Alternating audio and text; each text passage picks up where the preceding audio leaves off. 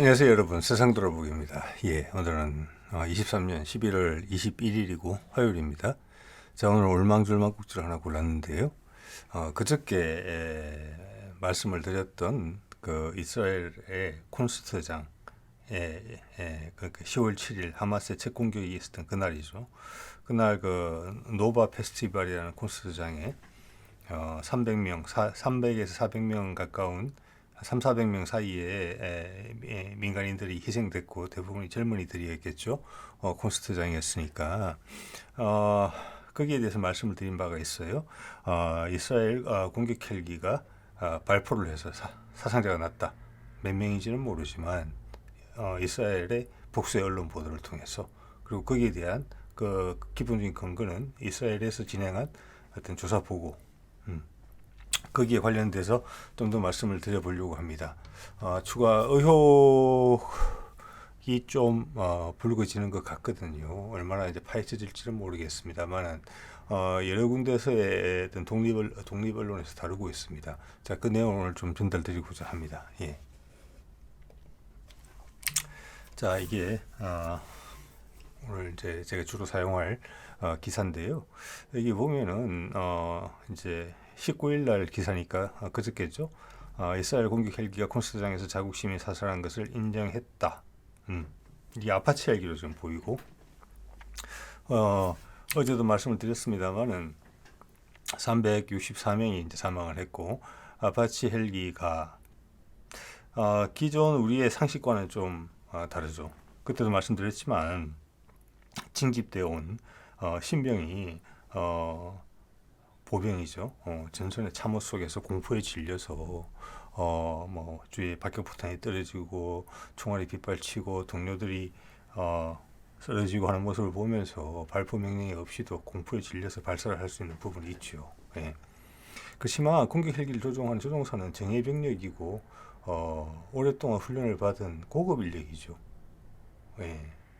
그리고 공격 헬기가 가진 살상력을 또 감안했을 때, 그리고 또한 그런 걸 모두 다 감안한 다음에 또 밑에는 수백 명의, 지금 4천 명이 모였던 콘서트장이었고 이미 해산이 진행 중이었고 그 속에 하마스가 섞여 있었어요. 하마스 대원들이. 그 상황에서 공격 헬기 조종사가 본인의 위협을 느껴서, 강박에 의해서, 공포에 질려서 방아쇠를 당겼을 가능성은 상당히 낮다고 봅니다. 그 하마스 대원들은 대부분 소화기류만 들고 있었을 텐데 강력한 방탄 장갑을 두른, 그것도 하늘에서 날아다니고 있는 공격 헬기에게 위협이 될 리는 만무하거든요. 그 상황에서 놀라서 최전선 참호 속에 공포에 질려 있는 신병이 하고는 천지 차이잖아요. 그래서 이게 과연 명령 없이 발포할 수 있는 것이냐, 제가 그런 의문을 제기해드렸어요. 그 의문에 어느 정도 대답을 해주는 내용들이 파악되기 때문에 오늘 그 내용을 말씀드리려고 합니다. 그 중에 핵심은 이거예요. 그 콘서트장이 불에 다 탔어요. 처음에는 260명 정도라고 이스라엘 측에서 발표를 했어요. 그러다가 다 꼼꼼히 세어보니까 364명이더라. 이렇게 또 발표가 약간 전가됐어요. 자, 거기서 혼선이 있는 가장 큰 이유는, 뒤에 또 다른 혼선이 또 있습니다만 그건 좀 이따 말씀드리고, 있는 이유는 뭐냐면 지금 일부 보시듯이 그때 화재가 발생했어요. 그래서 서방 영국 언론 쪽의 보도를 제가 보건대 뭐 다른 데도 보도가 됐을 거라고 봅니다. 하마스가 불을 질렀다. 그렇게 추정이 돼요. 이 사진은 차만 하나 이제 몽땅 타버린 사진이지만 전반적으로 보시면 불탄 능력이 상당히 광범위해요. 그래서 좀 전에 보신 불탄 차는 그 경계선 정도에 있었던 거예요. 자, 그래서 많은 시신들이 이 불탄 지역에 있었다. 이거는 의도적으로 큰 불을 놓은 거거든요. 이 사막이잖아요. 기름을 뿌리고 불을 질러야 돼요. 여기서 상당수의 시신이 발견된 것 같거든요. 그래서 이 기사들을 보면은 시신을 파악하는데 애로가 많은 거예요. 훼손이 너무 심해서. 그래서 하마스가 불을 질렀을 것이다, 이렇게 이야기를 했어요. 그런데 나중에 최근 이스라엘 정부 당국자가 입장을 바꾼 걸 보면은 1,400명의 사상자가 났다 그랬는데 이걸 며칠 전에 1,200명으로 줄였어요. 그중 200명은 누구냐? 하마스 대원이더라. 찾아봤더니 왜 이렇게 확인이 늦었냐? 불에 심하게 탔기 때문에 그렇다. 네. 그 중에 가장 단일 사건으로 가장 큰 희생자가 났고 불이 난 게 확실한 곳은 여기에요. 지금 콘서트장. 네. 이 불을 누가 질렀느냐 그러면. 자, 아파치 헬기 이야기가 없을 때는 하마스가 질렀다. 말이 다 맞아요. 물론 그 바쁜 와중에 계획이 없이 얘기를 친 거거든요. 치고 빠지는 게릴라 진법을 썼는데 시신을 모아놓고 불까지 지른다. 조금 뭐 납득이 가지는 않지만 그들의 주 목적은 포로를 잡는 데 많이 있었거든요. 그런데 불까지 질렀다. 그렇지만 뭐 그 외에는 생각할 겨를이 없는 거죠. 왜? 그런데 헬기가 등장해서 사격을 했다. 그게 기관포에만 국한됐는지 로켓탄까지 쐈는지까지는 모르죠. 왜? 그렇게 됐으면 이게 좀 애매해진다. 그리고 이스라엘 민간인 사상자 수가 왔다리 갔다리 한다. 그래서 제가 그런 말씀도 드렸어요. 자, 거기서 아파치에서 30mm 활용해서 사망자가 발생을 했으면 하마스는 대부분 소화기, 기껏 해봤자 7.62mm급의 기관총탄 정도밖에 없었을 텐데 사상자를 부검하면 금방 나온다. 뭐에 맞았는지. 그러면 이스라엘 헬기에 의해서 나온 사망자가 얼마나 되는지 쉽게 구분이 될 거다 했는데 시신이 불에 탄 거예요. 제가 오늘 보니까 결과적으로는 다 많이. 얼마나 탔는지 모르겠지만 추정밖에 할 수 없습니다. 그래서 여러 사진들을 봤을 때 이런 사진 또는 훼손이 심해서 숫자가 몇백 명의 차이가 왔다 갔다 할 정도잖아요. 단일 사건으로 가장 큰 사건이 얘기고 불이 가장 크게 난 것도 얘기예요. 여기서 많은 정보 오류가 있었다는 거예요. 집계에 있어서. 자, 그러면 제가 무슨 말씀하시는지 느낌이 오실 겁니다. 이스라엘군이 사격을 해서 아파치 헬기에서 사망자가 발생했으면은 그 뒤처리를 하러 온 군이 관여됐을 가능성에 대해서 이야기를 하는 거예요. 이 기사들은. 그런 걸 정확하게 찝어서 이야기하지는 않지만. 자, 이건 이스라엘 대변인입니다. 마크 레게브라는 사람이고 1400에서 1200명으로 줄었다. 불에 훼손된 시신이 많아서 그랬다. 그러면 그 200명은 누구냐? 하마스였다. 요게 많은 부분이 좀 전에 본 노바 페스티벌 거기랑 상관이 있는 것 같거든요. 그러면 불을 누가 질렀을까?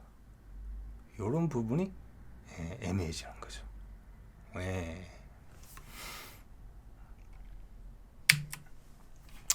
자, 그러면 그 사안 하나만 갖고는 의혹이라고 부르기에는 조금 못 믿은 구석이 좀 있지요. 그런데 오늘 소개드린 기사의 다른 내용을 보면은 두 가지 사례가 나와요. 민간인하고 하마스 대원하고 섞여 있을 때 이스라엘군이 어떤 대응을 했는지를. 이거는 다 이스라엘 언론에 보도된 내용을 취합해 놓은 거예요. 이 두 가지 사례를 소개하고 있습니다. 첫 번째 사례는 비엘이라는 곳이에요. 내용이 이런 겁니다. 하마스가 가정집에서 민간인을 포로로 잡았다. 아이도 포함되어 있었어요.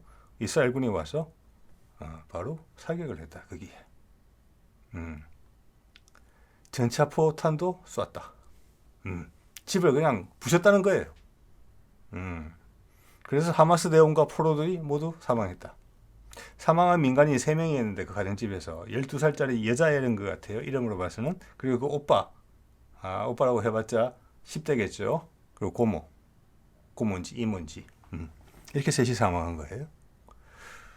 자, 그래서 친지들이 모여서 이 아이의 장례식을 하려고 했는데 시신을 못 찾았대요.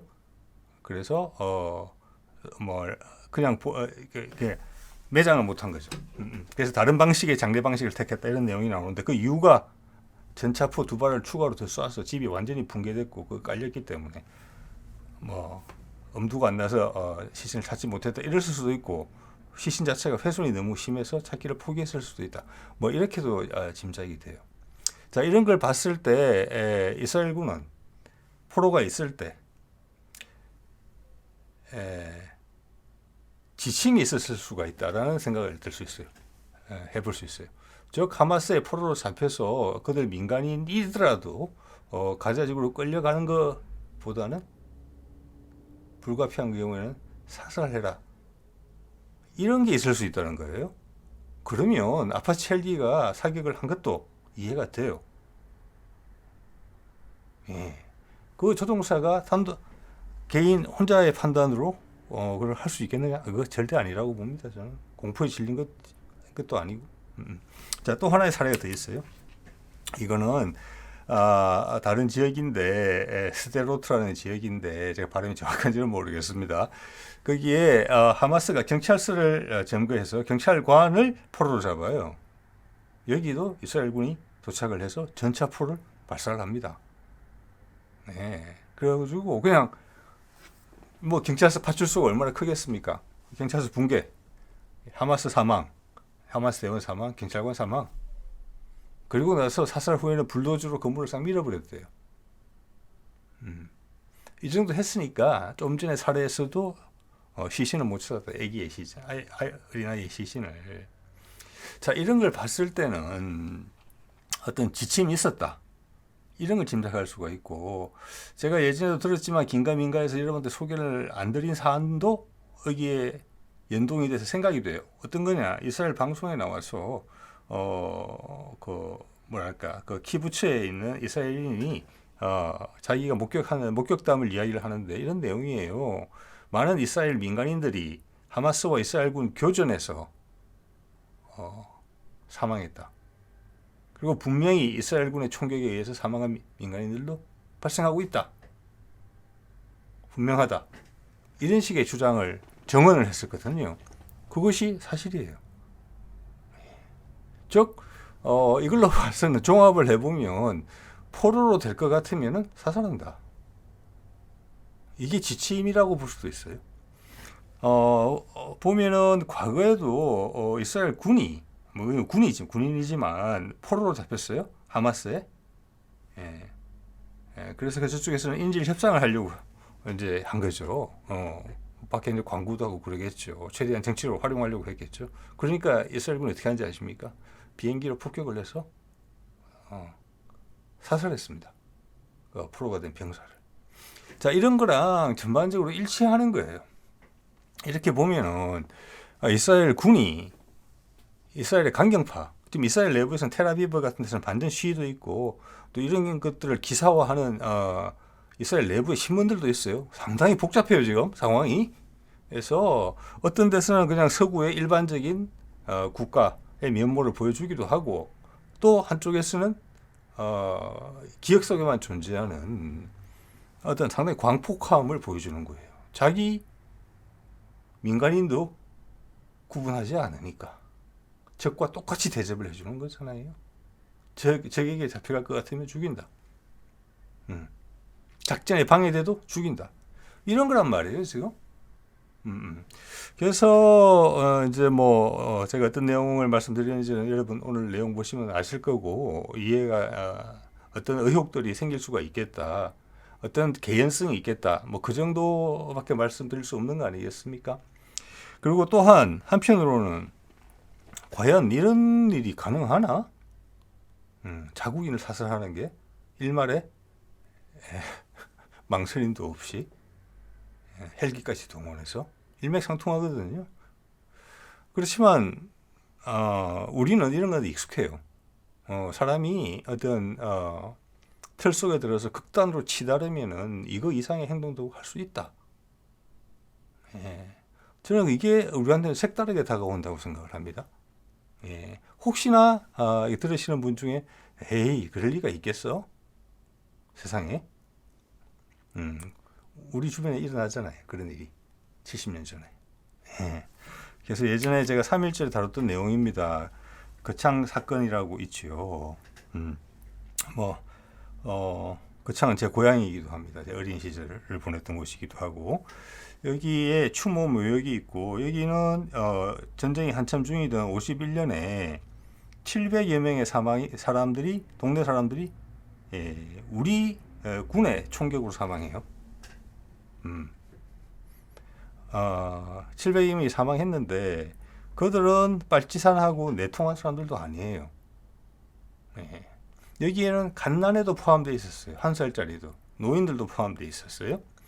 단지 예전에 우리가 삼국시대 또는 고려시대 때 중국에서 침입을 받았을 때 청야 작전이라는 거 여러분 아실 겁니다. 어떤 건지. 자, 성 주변에 있는 모든 사람들이 하나도 남김없이 다 챙겨서 성으로 도망을 가죠. 그럼 그 지역을 점거한 적은 식량이든지 뭐든지 하나도 구할 게 없게 됩니다. 싹 깨끗이 청소를 하는 거죠. 그런 청야 작전을 우리가 후방에서 했던 겁니다. 근데 거기에 우리 국민도 포함이 되어 있었어요. 예. 자, 이 거창에서 이 정도 사망이 됐고 사망자가 나왔고 근처 함양 산청 등에서도 전체 합하면 수백 명의 사망자가 났어요. 천여 명 이상의 사망자가 났어요. 전부 다 우리 군경에 의한 살상이에요. 이건 뭐 간첩 혐의 이런 것도 없어요. 그냥 예. 자, 우리도 이렇게 했던 적이 있었다 스스로한테. 예.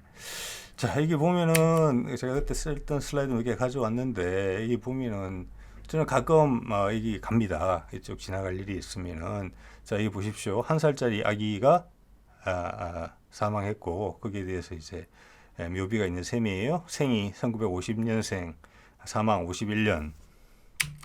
여기 보면은 3살 어린 소녀가 할머니 등에 옆에서 언니와 같이 국군의 총에 맞아 숨져 여기에 묻혔다. 예. 언니는 5살쯤 됐겠죠. 자, 그래서 지금 이스라엘에서 콘스탄에서 발생한 것처럼 이때도 700명의 사람이 몇 개 마을에서 모여서 이제 사망을 다 한 건데 산으로 계곡 같은 데로 데리고 가서 그 땅을 파고 또 불을 질렀어요. 그 시신에도 우리도. 그래서 나중에 동네 사람들이 살아남은 사람들이 가서 찾았을 때 시신을 구분할 수가 없었습니다. 단지 뼈를 보고 아이다, 어른이다 이 정도로 구분을 해서 묻었어요. 근데 그 뒤에 또 더 비극적인 일이 벌어지죠. 그래서 이제 이승만 시절이 끝나고 잠깐 문민정부 시절에 왔을 때 사람들이 위령비를 만들었어요. 동네 사람들이. 그런데 이제 박정희가 쿠데타를 하고 다시 군부 정권이 들어서면서 그 위령비를 파괴합니다. 뭐 소위 우리가 말하는 뭐 2번 죽인다 이런 거랑 비슷한 거죠. 제주도 4.3 항쟁 관련돼서 희생자들 묘역에 가도 그런 사례를 제가 실제 본 적이 있습니다. 깨진 비스가고 이런 게 있더군요. 사연은 얘기랑 똑같아요. 네. 자, 그리고 이게 1951년의 일이고 그게 30년이 지난 1981년, 81년 광주에서도 또 우리 군이 우리 시민들을 200여 명형 사살했잖아요. 자, 그리고 또 한 3, 40년 지나서 박근혜 정부 시절에 쿠데타 모의가 있었죠. 그런 거에 또 희생자 또 나왔을 거예요. 그래서 저는 제가 국방 논편도 많이 다루고 우리의 국방력 강화라는 부분, 자주 국방이라는 부분에 대해서 많은 관심을 가지고 여러분하고 정보도 공유하고 있습니다만은 무엇보다도 핵심은 이겁니다. 위정자를 위한 군대가 아니고 우리가 가서 군인이 되는 거잖아요. 우리는 국민 개병제에서 한 개인의 이해관계를 위해서 우리가 복종할 군인이 아니잖아요. 그래서 이것은 모든 것의 기본과 기본이 돼야 되는 것이고 항상 이런 그림자는 어른거린다. 6.25 때만 있었던 참사가 아니다. 지금도 가능성이 있다. 몇 년 전까지도 그런 이야기가 나왔으니까. 제대로 처벌받지 않고 지나가잖아요. 슬그머니 한국으로 돌아왔죠. 미국에 숨어 있다가 몇 년간 정권 바뀌니까. 조모 중장 이야기입니다. 조현천이죠. 그래서 우리를 위한 군대가 돼야 된다는 것을 군도 명심해야 된다. 그리고 그런 움직임을 강력히 저항하고 두 눈을 부릅뜨고 살펴봐야 된다. 자, 우리 스스로나 자식이나 조카들이 병력의 의무를 다하기 위해서 군대를 갔다가 한 권력자의 욕심에 의해서 그들이 행사하는 폭력의 말단으로서 전초로서 그들의 부모와 형제 또 주위 이웃에게 총풀이를 겨누는 그런 나라가 돼서는 우리가 기회가 주어진다고 하더라도 어떤 세상에 영향력을 미칠 수 있는 그런 나라가 될 수는 없을 겁니다. 예. 또 그런 모습을 가지고서는 여러 가지 산적한 문제들이 많은 한반도의 통일, 강대국들의 힘에 의해서 갈라져 있지만 그걸 다시 우리가 꿰매서 원래대로 복원시키는 그 과정을 과연 우리가 해낼 수 있겠느냐.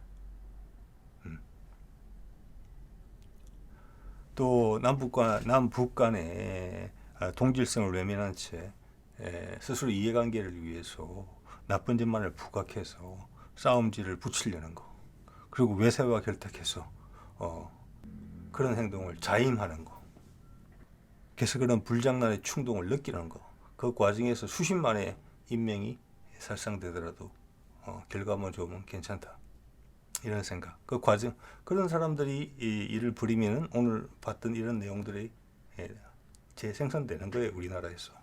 앞으로 그럴 개연성이 있는 것이죠. 자, 그런 점에서 위정장 아닌 우리를 위한 군대다. 우리나라는 사람이 하늘이다라고 생각하는 나라예요. 그만큼 평등의식이 센 나라예요. 예. 이런 사건이 한번 생기면은 지금 우리 마음 속에다가 생채기를 수십 년 이상 남겨줘요. 공포심으로 나타나기도 하고, 트로마로 나타나기도 하고, 과격함으로 나타나기도 해요. 나이가 들어서 그런 게 느껴지거든요. 우리가 역사에서 왜곡돼서 그 칼날이 우리로 향했을 때 우리가 받는 그 심리적인 상처, 그런 부분들. 우리는 사람이 하늘인 나라의 국민들이에요. 자, 그래서 오늘 이스라엘 이야기를 보다 보니까 이런 생각까지 좀 들었습니다. 자, 오늘 이 정도로 하겠습니다. 네.